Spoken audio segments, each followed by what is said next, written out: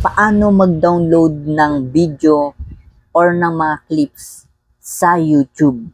Nang sa ganun ay kapag gusto mong manood ng libre, ay makakapanood ka sa YouTube ng libre dahil ito ay ida-download mo matik papunta sa iyong gallery o photos.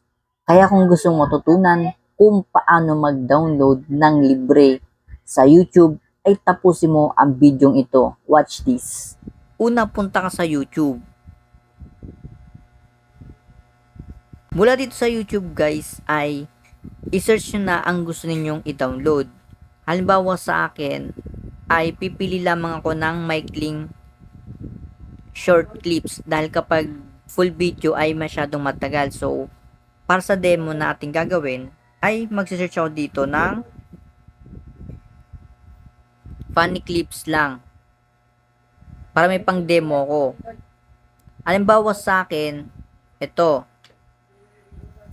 Para may download ang video niyan, ay i-click lang itong share button. Pagkatapos i-copy link. Pag na-copy link ay punta ka sa iyong Chrome. Sa iyong Chrome ay i-search mo lang dito itong YouTube downloader GitHub. So i-click mo yan. Pagkatapos lalabas ang website nito. So i-click lang to.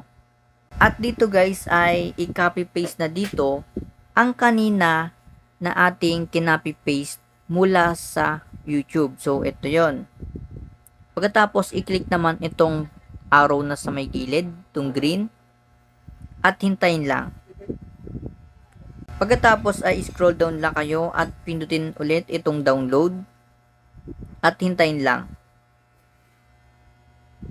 Pagkatapos download ulit, pindutin. At kapag na-download na, ay i-open ito. So, i-click lang ito.